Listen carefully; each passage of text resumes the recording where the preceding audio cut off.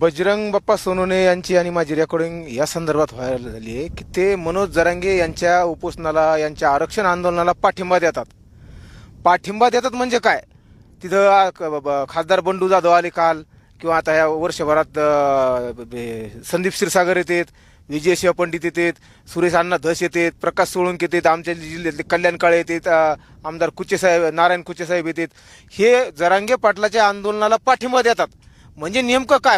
आता जरांगे पाटलाची मागणी आहे 50%च्या आत, 50%च्या आत. आणि राज्य सरकारनं आणि महाविकास आघाडीनं 50%च्या वरच्यासाठी जे एसीबीसी दिलं 10%, त्याला राज्य सरकारनं विशेष अधिवेशन घेऊन 10% दिलं ना वरचं, मग 50%च्या वरचं दिलं ना, मग तू 50%च्या आत पाठिंबा देता. म्हणजे नेमकं तुमचं काय म्हणणं आहे? तुमच्याकडून काय जनतेला संदेश द्यायचा? तुम्हाला जनतेला मूर्ख बनवायचं का?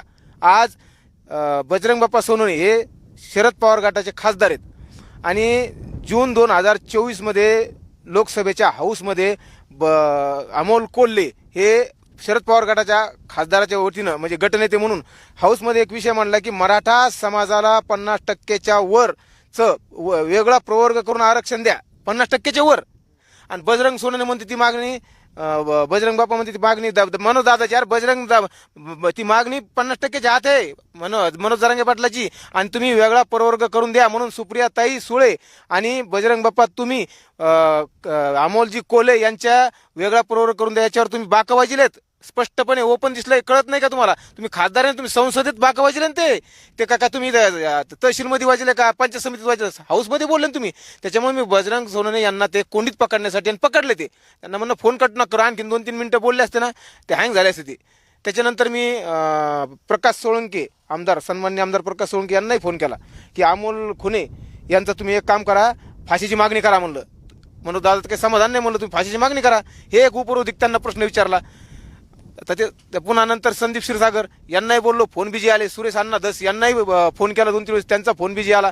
विजयसिंह पंडित यांनाही यांच्याशी संपर्क होऊ शकला नाही. पण मी आज जा प्रत्येकाला विचारणार आहे की अमोल खुनेला तुम्ही फाशीची शिक्षा तरी करा, कमीत कमी समाधान नसंत तुम्ही. कारण ज्या अर्थी जर या मनोज जरांगेची बाजू घेऊन आरोपीला कडक शिक्षा व्हावी म्हणून जर हे कुठली शहानिशा करता अमोलवर विनाकारण 3 महिने गेले, तर मग आम्हाला बी कुठं वेगळ्या पद्धतीने विचार करावा लागेल ना. त्याच्यामुळं 50%च्या आत आणि 50%च्या वर ह्या कन्फ्युजन आहे नेमकं ह्या नेत्याचा. ह्या सोंगाड्याच म्हणतोय नेत्यासाठी. नेमकं तुम्हाला जनतेला दिशाभूल कशी करता तुम्ही? वरची का खातली? एकीकडे वरच्याला पाठिंबा देता आणि एकीकडे 50%च्या आतल्याला पाठिंबा देता. म्हणजे समजायचं काय? कोणता मूर्खपणा समजायचा?